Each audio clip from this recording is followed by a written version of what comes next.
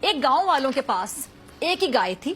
اور اس کے دودھ پر پورے گاؤں کا گزارا چل رہا تھا، اور یوں گاؤں والے کہہ رہے ہیں کہ اس گائے کو بڑا مقدس سمجھا کرتے تھے۔ ایک دن گائے نے ٹینکی میں اپنا سر پھنسا لیا۔ اب یہاں مسئلہ یہ پیدا ہو گیا کہ گاؤں میں جو ٹینکی تھی وہ بھی ایک ہی تھی، اور لوگ پریشان ہو گئے کہ اس مقدس گائے کو بچاتے ہیں تو پھر ٹینکی توڑنی پڑ جاتی ہے، اگر اس کو بچاتے ہیں تو پھر گائے کا جو سر ہے وہ کاٹنا پڑے گا۔ ساتھ والے گاؤں میں ایک شخص کی عقل مندی کے بڑے چرچے تھے، بہت ہی عقل مند تھا وہ، تو فیصلہ یہ ہوا کہ اس عقل مند شخص کو بلایا جائے۔ اب اسے لانے کے لیے خصوصی گھوڑا بھیجا گیا۔ وہ شخص گھوڑے پر سوار ہو کر آیا اور اس نے گاؤں والوں کو مشورہ دیا کہ گائے کا سر کاٹ دیا جائے، لہٰذا سر کاٹ دیا گیا، لیکن سر جو تھا نا وہ ٹینکی کے اندر گر گیا۔ اب جو تھی ٹینکی، اس سے سر کیسے نکالا جائے؟ پھر اسی عقل مند شخص نے مشورہ دیا کہ ٹینکی توڑ دی جائے۔ اب گائے تو پہلے ذبح ہو چکی تھی، اس کو بچانا تھا، اور اب ٹینکی جو تھی جس کو بچانا تھا وہ بھی ٹوٹ چکی تھی، اور وہ عقل مند صاحب تھوڑے سے فاصلے پہ کھڑے ہو کے رونا شروع کر دیا۔ انہوں نے لوگوں نے حوصلہ دیا، کہا کہ چلے پریشان نہ ہو، کوئی بات نہیں، خیر ہے۔ اب گاؤں کے ایک بندے نے ہمت کر کے پوچھا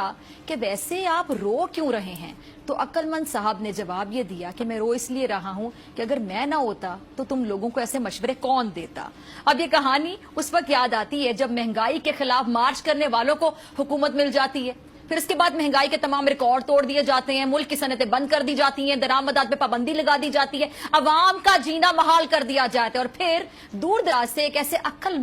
مند شخص کو بلایا جاتا ہے، گھوڑے پہ سوار ہو کے وہ آتا ہے جو کہتا ہے کہ میں ڈالر کو 200 پر لے آؤں گا اور IMF کی آنکھوں میں آنکھیں ڈال کر بات کروں گا، معیشت کو تو مجھ سے زیادہ کچھ سمجھ ہی نہیں سکتا، اور پھر ہوتا کچھ یوں ہے کہ پورے ملک کی جو معیشت ہے اس کا بیڑا غرق ہو جاتا ہے، اور اس عقل مند کو لانے والا یہ سمجھتا ہے کہ اب وہ خود ہی آخری امید ہے، اور اگر وہ اس ملک کی اس طرح خدمت نہیں کریں گے تو یہ ملک جو ہے وہ ترقی کیسے کرے گا۔ یوں تو یہ ایک غیر سیاسی کہانی ہے، مگر سوچنے کی بات یہ کہ کیا ہمارا جو ملک ہے اتنے زیادہ جو عقل مند ہیں ان کا متحمل ہو سکتا ہے؟